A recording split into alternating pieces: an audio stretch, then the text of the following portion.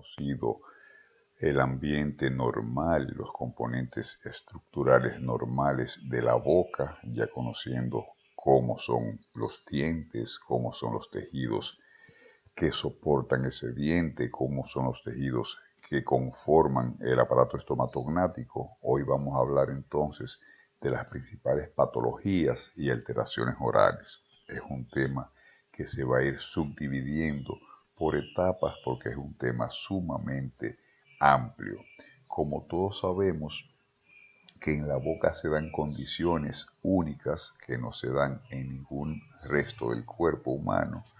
Es una superficie húmeda, cerrada, que tiene alimentos, que tiene una temperatura adecuada, pero además tiene superficies no descamativas que van a servir para que se queden acumuladas y adheridas por mucho tiempo esos microorganismos que viven de una manera libre en la boca y hacen funciones tanto beneficiosas, pero también pueden provocar otras perjudiciales si perdemos un equilibrio.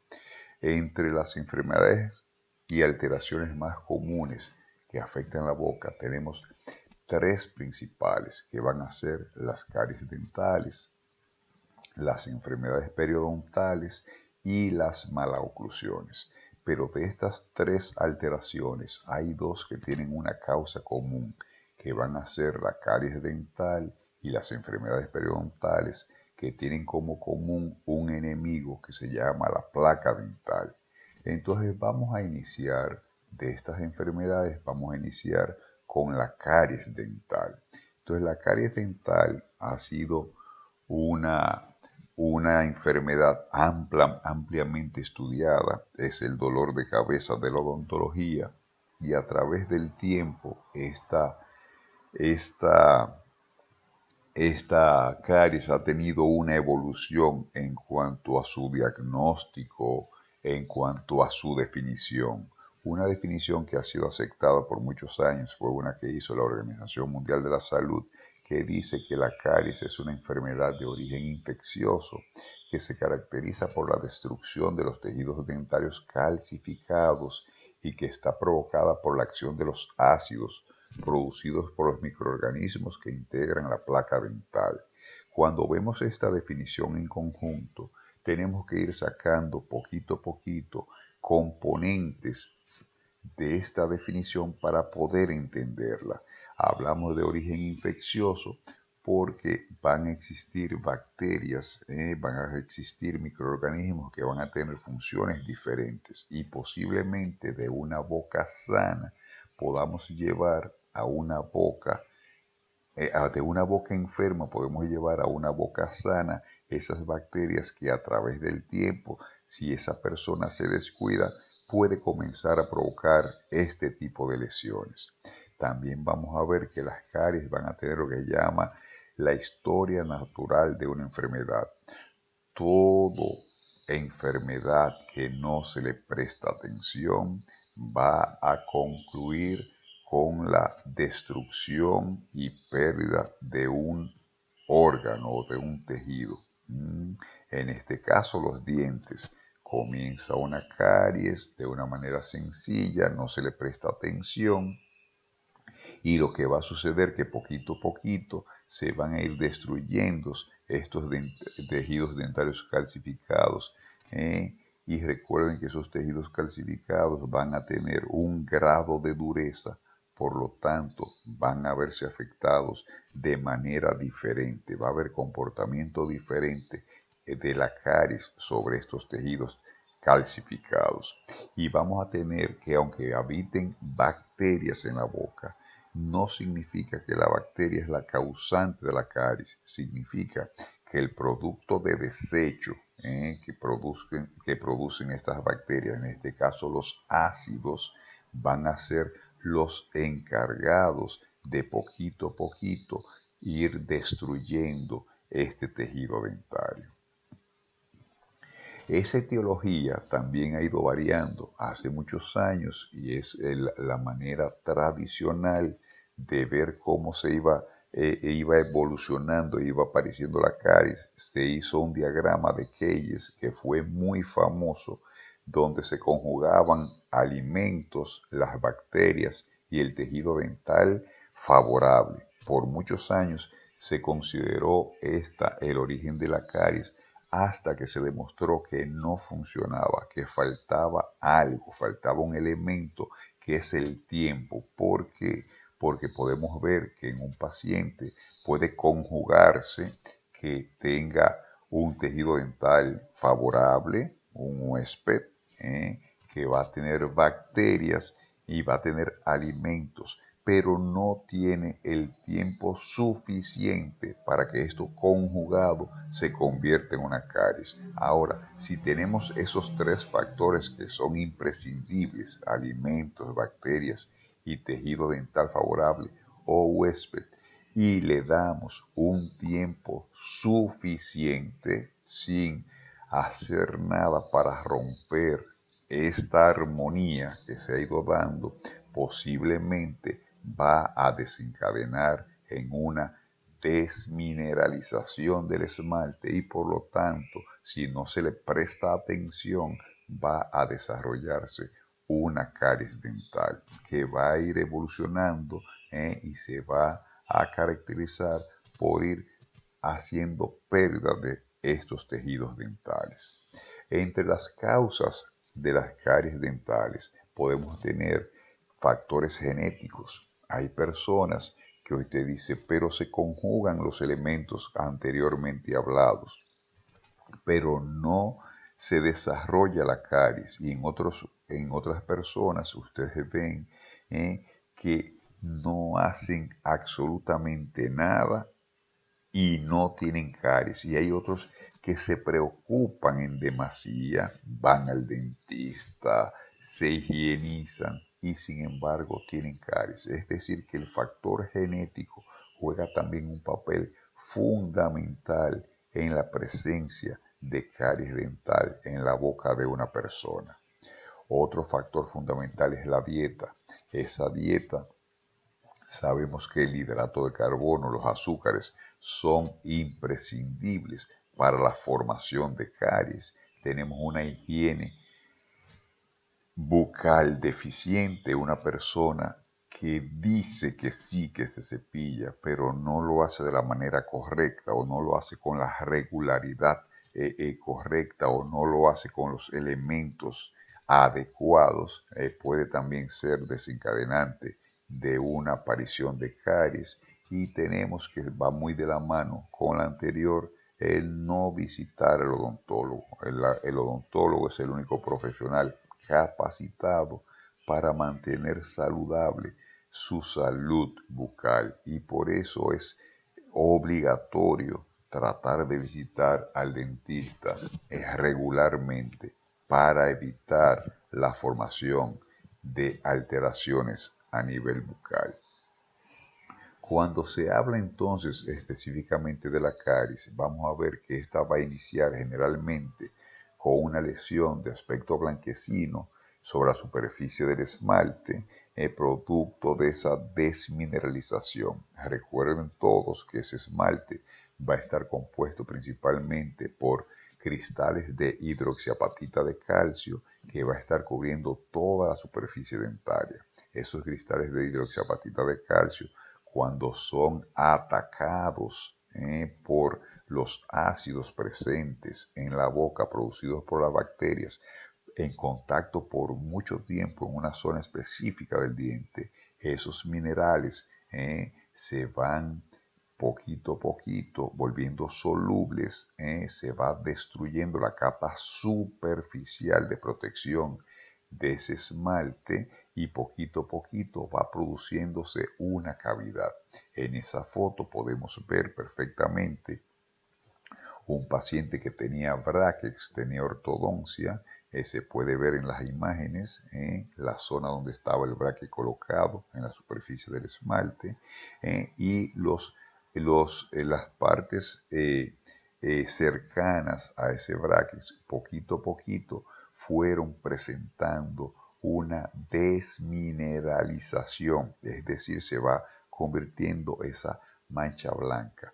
Por eso tenemos que tener mucho cuidado al hacer un diagnóstico de caries, en no utilizar instrumentos filosos, como vamos a ver un poquito más adelante, porque de una caries incipiente que está iniciando, que podremos tratar de detener de una manera simple, si la agrietamos, si la perforamos, la vamos a convertir obligatoriamente en una cavidad donde tendríamos que hacer una obturación, que no siempre es la manera moderna de tratar un proceso carioso.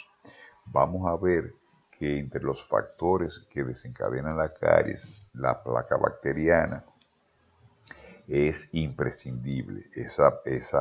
Esa placa bacteriana va a estar conformada principalmente por bacterias.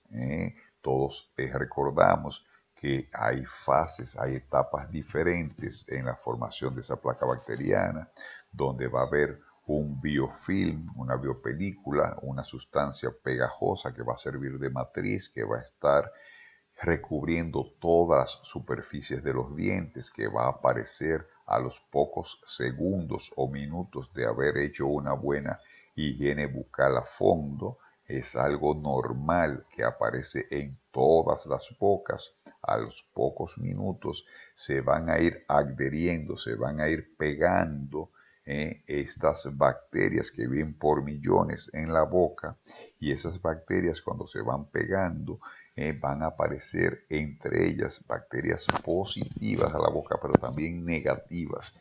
Las bacterias más negativas y que más están relacionadas a la formación de la caries dental va a ser el Streptococcus mutans y el Lactobacillus, por la cantidad de ácido que van a presentar. El Streptococcus mutans, cuando inicia la caries, cuando comienza la desmineralización por el ácido que produce, y el lactobacilo, porque cuando ya está abierta esa cavidad, es la que va a hacer que se acelere el proceso de destrucción dentario, porque va formando mucho ácido en la boca.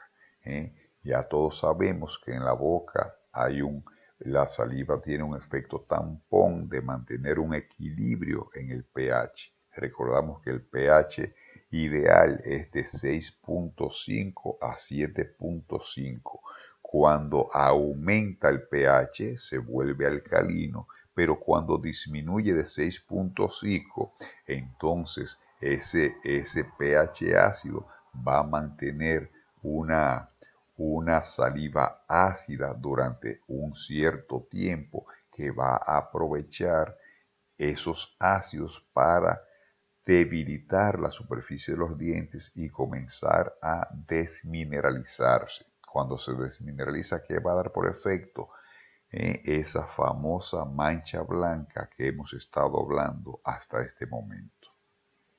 Dijimos también que otra causa va a ser la dieta. La dieta, hay una relación directa entre dieta y formación de caries dental, y ya hablamos que la presencia y la ingesta de azúcares en la boca está ampliamente demostrada, que va directamente relacionada a la aparición de caries dental. Cuando esos azúcares, cuando esos hidratos de carbono se ponen en contacto con el almidón, llámese un pan, llámese una galleta, llámese un bizcocho, se multiplica el efecto negativo en la producción de caries dental. ¿Qué hacer? ¿Es necesario eliminar por siempre los azúcares? Siempre es bueno comer un poquito de azúcar, siempre es agradable. Se recomienda que disminuir la cantidad completa de azúcares, pero usted debe saber qué hacer después de consumir el azúcar. Lo que se recomienda también es tratar de disminuir el consumo de azúcar, no solamente por la producción de caries, sino por todos los efectos negativos que pueden provocar en el sistema orgánico humano, y cambiarlo por alimentos no cariogénicos, llámese nueces, patatas fritas, aperitivos, aperitivos, pan, queso, cereales sin azúcar, frutas, verduras, hortalizas, yogur sin azúcar, sería lo ideal para evitar esa presencia de esos azúcares. Cuando hablamos de caries dental, esa caries dental tiene muchas maneras de ser diagnosticada en la boca de un paciente. Entre esos métodos diagnósticos vamos a ver que el más utilizado, el más común que se utiliza en la clínica dental va a ser el visual táctil. Ese método visual táctil necesita obligatoriamente que el diente esté limpio, que esté seco y que haya buena iluminación para poder determinar la presencia de cambios superficiales en la estructura dentaria. Cada día se le está dando más importancia al diagnóstico de caries de una manera precoz para evitar la formación de cavidades y sea más difícil de hacer el procedimiento de detención de esa caries y de curación. Entonces, cuando hablamos de ese método visual táctil, se va a hacer siempre, y vamos a necesitar, aparte de un buen entrenamiento, una buena calibración para saber cuándo o no hay un cambio en la estructura de ese diente, vamos a necesitar un instrumento llamado explorador o sonda, y en la actualidad se recomienda que sea Roma, que no destruya, que no sea filoso, que no destruya la superficie del diente y que solamente nos sirva como una guía, no que las vamos a estar haciendo presión sobre la superficie dentaria. Vamos a necesitar una fuente de producción de aire, algo que nos mantenga seco y que el diente, como dijimos anteriormente, esté limpio, para poder entonces ver lo que hay presente en la superficie de ese diente. El segundo método diagnóstico más utilizado van a ser las radiografías dentales. De las radiografías dentales hay una por excelencia, se llaman radiografías interproximales o aletas de mordida o bite wings, que con unas radiografías que se colocan de manera horizontal, podemos observar las coronas de los dientes, tanto superior como inferior, y vemos todo lo que está pasando en el espacio interdental de los dientes. Esa es la zona más difícil de hacer un diagnóstico de caries. Es la más difícil porque generalmente hay un contacto entre la superficie de los dientes, o tiene que ser muy notorio el cambio que hay para uno observarlo, o tiene que por casualidad uno conseguir que se agarre el explorador, pero es la zona más difícil. Entonces, por medio de esta radiografía siempre nos auxiliamos para hacer ese tipo de diagnóstico de caries. Hay otra manera de hacerlo, que es por medio de una fibra óptica, donde por medio de una luz potente, como estamos viendo en esa imagen, va a decir si hay regiones que cambian de color, que se ven de formas diferentes, entonces te van a ayudar a hacer el diagnóstico de caries. Hay otra que es con una fluorescencia, que simplemente con unos colorantes que entran a presión en la lesión te van a indicar la presencia de caries, y hay uno eléctrico que es por medio de unos electrodos que va a pasar una electricidad controlada, y va a lanzar unos pitidos si hay discontinuidad en el esmalte y te va a decir si está sano o está con presencia de caries. Cuando hablamos de la clasificación de la caries dental, hay muchos aspectos que se pueden tomar en consideración. Hay muchas maneras de hacer esta clasificación dental. Una manera puede ser por la localización, como vemos aquí, presencia en surcos y fosas de caries o que estén en las caras libres. ¿Cuáles son las caras libres? Las caras lisas de los dientes, por ejemplo, la cara vestibular del diente es una cara lisa, una cara libre. Puede ser en las caras proximales, mesial, distal, pero puede ser también que esté ubicada en el cuello de los dientes. Como vemos por localización, cualquier superficie del diente no está exenta a la aparición de una caries dental. Cualquier superficie del diente puede estar expuesta y puede haber una aparición de una caries dental.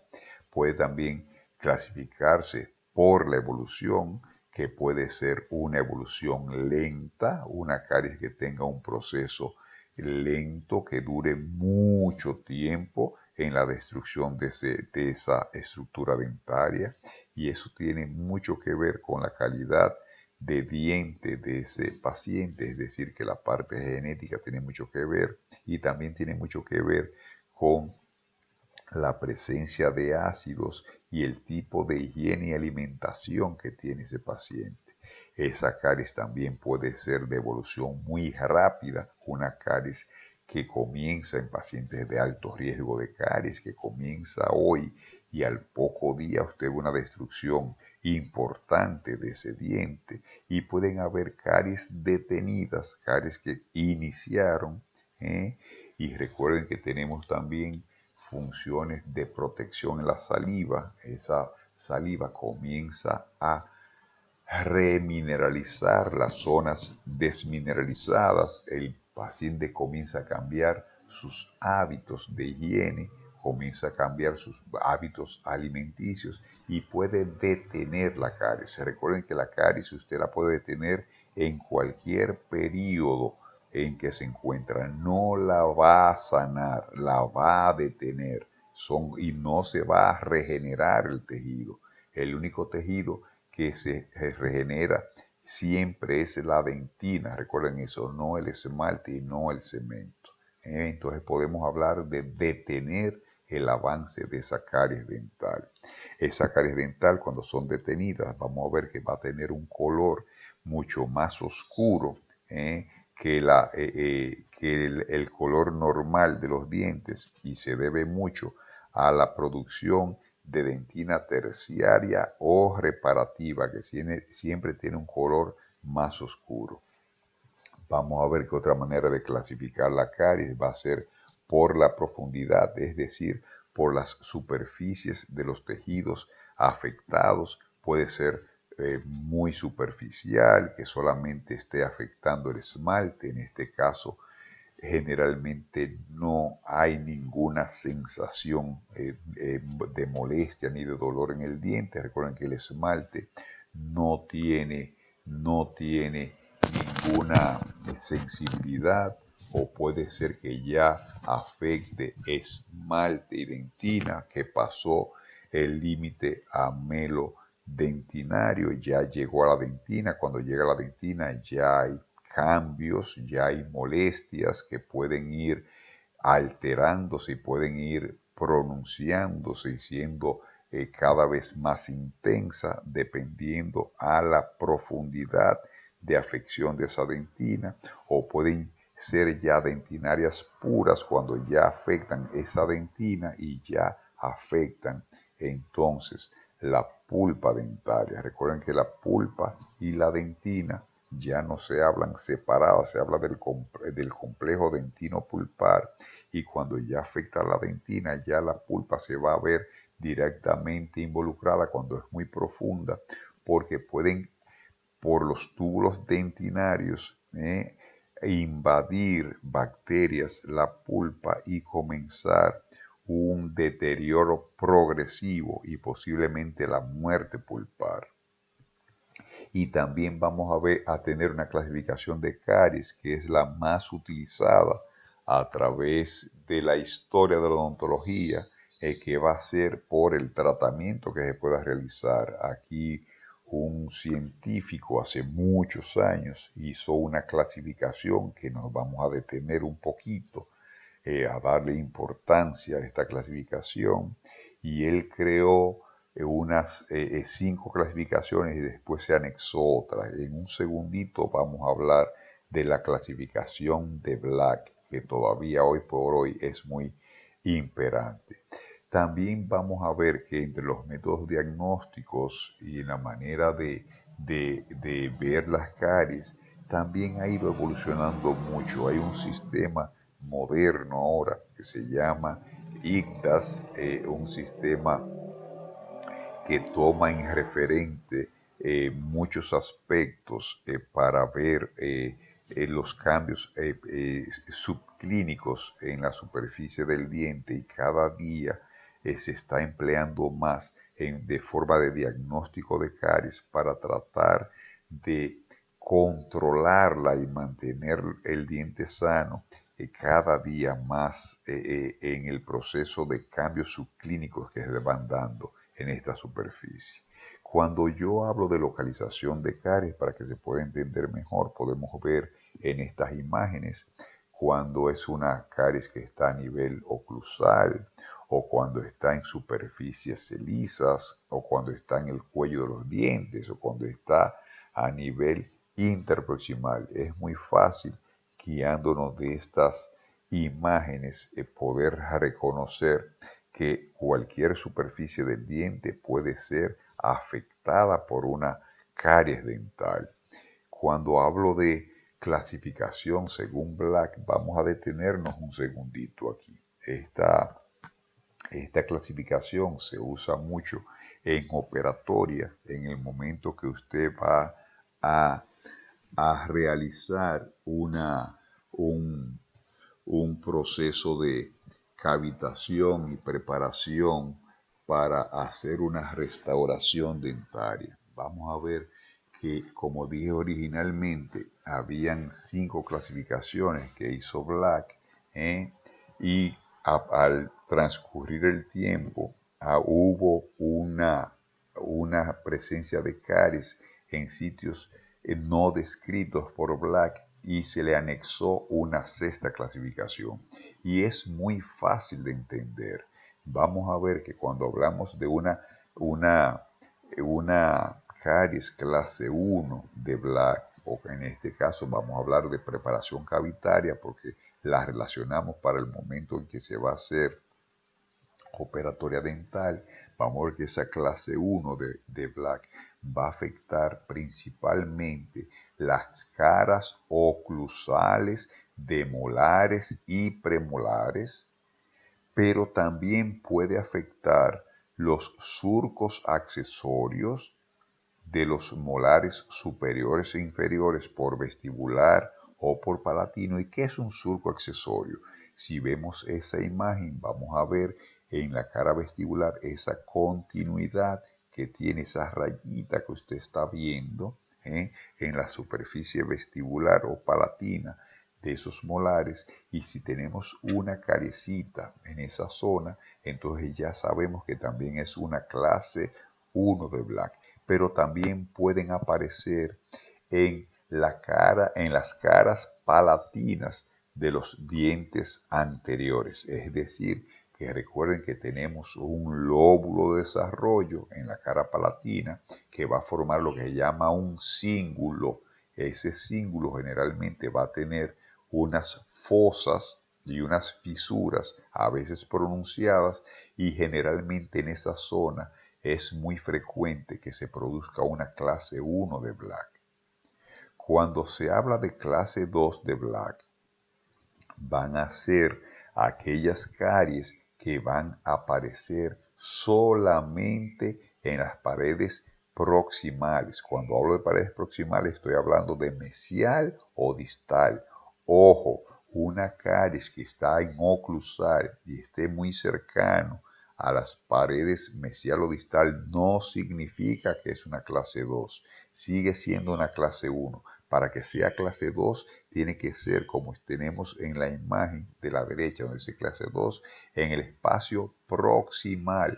Puede ser solamente en esa zona o puede ser combinada con una caries que esté en otra parte de la superficie del diente. Vamos a suponer en esa imagen donde dice clase 2, que tenemos una caries que está en oclusal y tenemos una caries que está a nivel proximal. Yo no digo clase 1 y clase 2. Generalmente ya las combino y digo una clase 2. Esa clase 2 puede estar afectando también a ambos extremos, entonces ya se convertiría en una clase más compleja. Entonces sería, por ejemplo, MO sería oclusal mesial. Puede ser MOD, sería oclusal mesial distal. Podría ser OM, oclusal mesial. Es decir, para que ustedes tengan una idea de cómo es que se va a hablar en términos normales cuando hablemos de la presencia de este tipo de caries.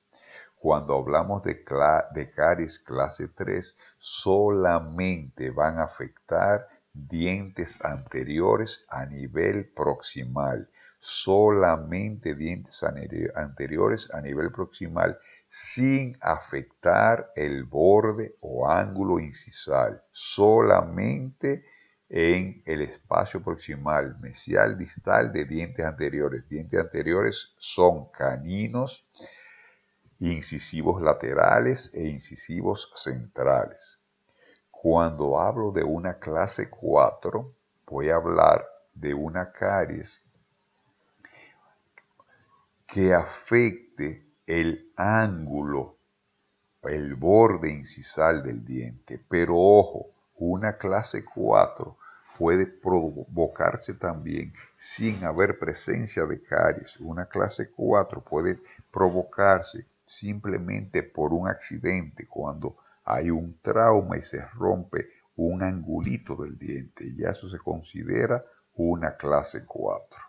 Y cuando hablo de clase 5, van a ser las caries o alteraciones que se van a ver a nivel del cuello de los dientes. La clase quinta va a aparecer en cualquier superficie de diente. Puede ser en dientes anteriores, puede ser en dientes posteriores, puede ser por cara vestibular, puede ser por cara palatina. Es decir, que cualquier diente que presenta una lesión a nivel del cuello va a considerarse una clase quinta. Aquí es importante, entonces, de forma de resumen, para que se entienda mejor, que la mejor manera de aprender esto es relacionando. Si yo digo clase 1 y clase 2, generalmente lo voy a relacionar con dientes posteriores. Clase 1, clase 2 en dientes posteriores, aunque la clase 1 tiene una excepción porque puede afectar la cara palatina de los dientes anteriores, pero recuerden que es porque hay presencias de fosas y fisuras. Entonces, clase 1, dientes posteriores, caras oclusales principalmente. Clase 3, clase 4, dientes anteriores. Clase 3, solamente espacio proximal. Clase 4, caries proximal que incluya el borde incisal. Clase 5, todos los dientes anteriores, posteriores, vestibular, palatino, pero a nivel del cuello de los dientes. Y nos falta la clase 6, que dijimos que aunque no sea de Black, se agregó a él y van a ser las caries que van a afectar las superficies o caras libres. Llámese, por ejemplo, la cara vestibular de un diente en esa zona lisa, o puede ser en el borde incisal o en la punta de una cúspide. Eso sería un ejemplo de una clase 6. Entonces, ¿cómo se previene una caries dental? Una caries dental se previene principalmente con una buena control de placa bacteriana. ¿Y cómo yo logro el control de placa bacteriana? ¿Y por qué hablo de control de placa bacteriana? Hablo de control de placa bacteriana porque se va a producir constantemente. Usted no la va a eliminar, usted la va a detener por un tiempo limitado, pero después de cierto tiempo vuelve y aparece. Entonces, ¿cómo usted lo va a hacer? Con una buena técnica de cepillado, eligiendo un buen cepillo y usted saber los movimientos necesarios que debe hacer para eliminar esa placa bacteriana. Recuerden que el cepillo dental generalmente no va a limpiar correctamente los espacios proximales. Para eso necesito o una seda dental o hilo dental o un cepillo interdental para limpiar esa zona. Un cepillado no está completo si no hacemos un enjuague, un colutorio. De vez en cuando tenemos que hacer un enjuague. Y se está recomendando regularmente también masticar chicles sin azúcar. ¿Para qué? Para ayudar a producir mayor saliva y ayudar a desprender de los surcos oclusales y de las fosas y fisuras la presencia de restos de comida y de placa bacteriana. No es un sustituto, no es un sustituto de el cepillado. Ojo con esto. Terminamos la parte de la caries. Vamos a hablar ahora de la segunda alteración más frecuente, que va a ser las enfermedades periodontales. Entonces, cuando yo hablo de enfermedades periodontales, ¿por qué inicio con placa bacteriana? Porque ya dije al principio que la placa bacteriana va a ser la causa común de producción de caries y de enfermedad periodontal. Siempre va a haber presencia de placa bacteriana en estas dos alteraciones que afectan la boca. Entonces, cuando yo hablo de esta placa bacteriana, de una manera sencilla de yo definirla, va a ser una capa pegajosa, incolora, transparente, compuesta por bacterias que se van a adherir, se van a pegar a la superficie de los dientes. Cuando esta placa bacteriana, usted se descuida, por el motivo que sea, pero yo me cepillo 10 veces al día, pero no lo haces de la manera correcta. Cuando usted se descuida con la forma correcta de mantener controlada esa placa bacteriana, lo que va haciendo es que va sufriendo se va pasando por una serie de etapas, de una primera parte que fue solamente la presencia de ese biofilm, de esa sustancia, de esa matriz pegajosa que se va produciendo cada segundo en la superficie del diente, que se fue colonizando por primera vez y por segunda vez, se fueron adheriendo bacterias que van a vivir normalmente en la boca, y va a seguir una fase terciaria donde se va a ir aumentando de tamaño, va a ir aumentando de tiempo, y después de eso se va a convertir en una etapa negativa de producción tanto de caries como de enfermedad periodontal. Pero todo esto se va dando a través del tiempo, no se hace de un día a otro. Esta placa bacteriana va a tener un triple origen. Va a tener un triple origen que va a ser bacteriano, de las mismas bacterias que habitan en la boca, que van a ser componente fundamental de esa placa, que va a estar recubriendo los dientes. Va a tener un segundo componente que van a ser la saliva. Recuerden que la saliva tenemos componentes orgánicos e inorgánicos. Es un componente acuoso, viscoso, que va a estar fluyendo constantemente, humedeciendo la boca, y por lo tanto va a ser un medio de cultivo ideal para la producción de bacterias. Y tercero, la dieta, que es lo que va a permitir que ellas se alimenten, lo que usted consume diariamente. Entonces esa placa bacteriana va a tener un triple origen: bacteriano, de la saliva y de la dieta, de lo que usted consume.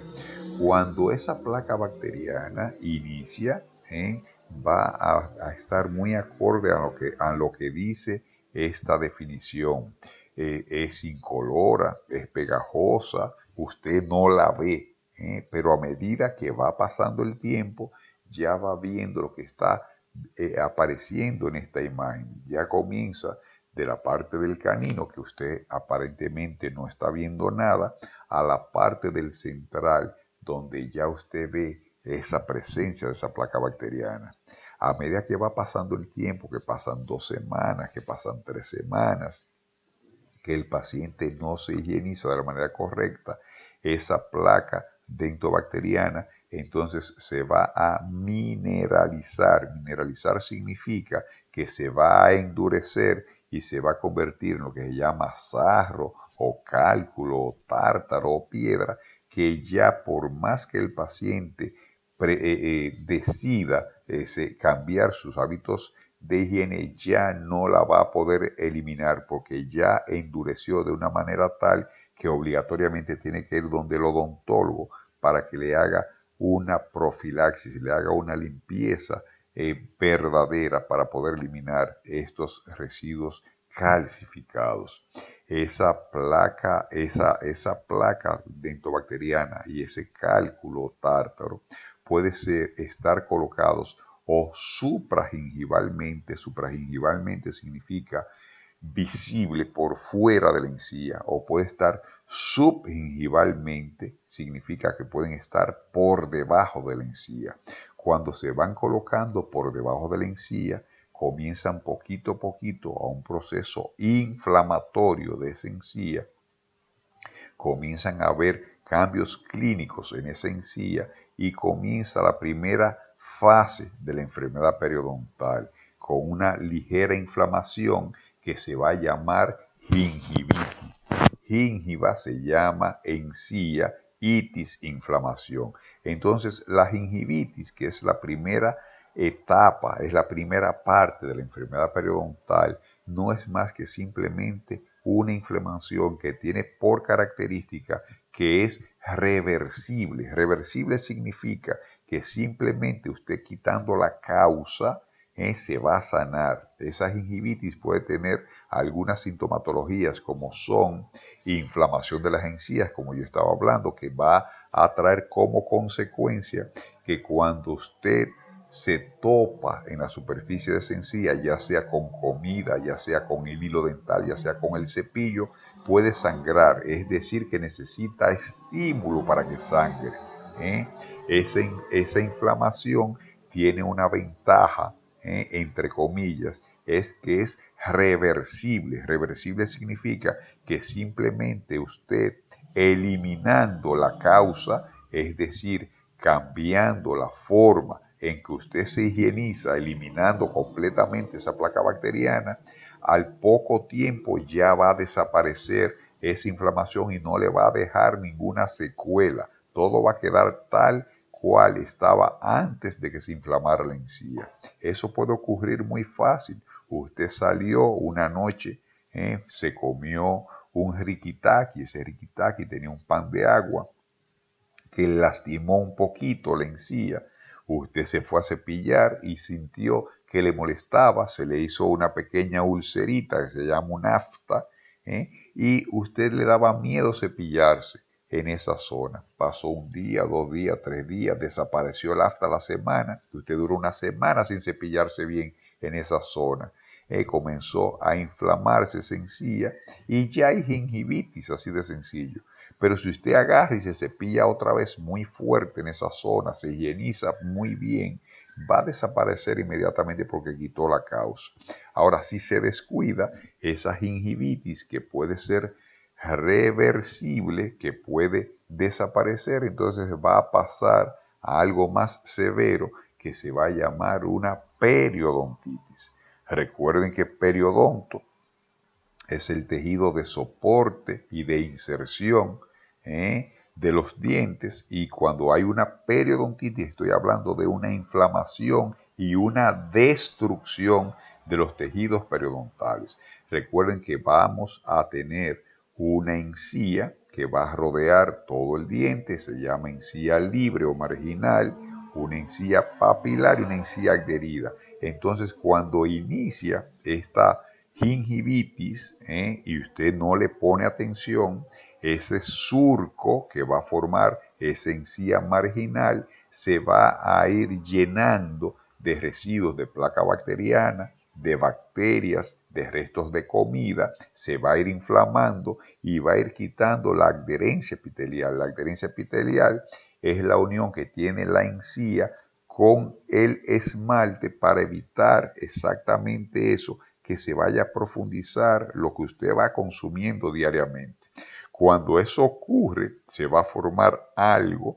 Cuando se destruye, se va a formar algo que se llama enfermedad periodontal o periodontitis y va a formarse algo que se llama una bolsa periodontal. Una bolsa periodontal es eso. Va a ser que vamos a tener una encía flácida, blanda, llena de residuos de desperdicios alimentarios de bacterias que van a comenzar a mantener inflamada permanentemente esa encía y va a haber destrucción tanto del hueso alveolar, que es tejido de soporte, como del ligamento periodontal, y cuando se va descuidando por mucho tiempo, comienza entonces a haber movilidad dentaria. Otros síntomas que presenta esta periodontitis es que ya el sangrado va a ser espontáneo, es decir, que no va a ser simplemente porque algo le topó, sino que puede sangrar libremente, puede haber retracción gingival como estamos viendo en la bolsa, en esta foto, en esa bolsa periodontal, cuando ya vemos que la encía no está cubriendo la corona del diente donde debe de ir, sino que deja expuesta parte de la raíz. Ya eso es lo que se llama una retracción gingival. Puede haber una migración dentaria. Podemos ver esa foto, que los dientes están en posición diferente o dejan espacios a través de ellos. Es decir, que hay movimiento de los dientes y generalmente va a haber halitosis. Halitosis significa mal aliento. Es decir, que esto que estamos viendo en este momento van a ser las características de una enfermedad periodontal. Entonces, ojo, enfermedad periodontal o periodontitis significa destrucción. Ya aquí no es tan simple como simplemente yo hacerme un cepillado fuerte o usar un enjuague. Ya aquí obligatoriamente necesito un tratamiento diferente. Necesito seguir correctamente las instrucciones que me serán dadas para tener una higiene oral correcta, porque si no quito la causa, si no controlo la placa bacteriana, no voy a estar en nada. Se necesita hacer un raspaje subgingival, significa que se necesita hacer un detartraje primero, quitar todas esas partes duras, calcificadas, y después limpiar la parte interna de la bolsa, ese tejido que tiene, para que se pueda sanar. En algunos casos es necesario, en algunos casos, indicar antibiótico cuando ya hay exudado purulento, cuando hay presencia de pus, cuando hay mucha movilidad y hay mucha destrucción, y cuando está mucho más avanzada es necesario entonces hacer una cirugía. Una cirugía puede significar cortar parte de la encía que está flácida, puede ser levantar un colgajo para visualizar lo que está pasando adentro, para poder limpiar perfectamente todo lo que está pasando. Incluso en algunas ocasiones amerita también poner injertos óseos diferentes, artificiales, y ferulizar los dientes para que no se pierdan. Desen cuenta a lo que puede desencadenar una simple mala higiene, una simple falta de cepillado.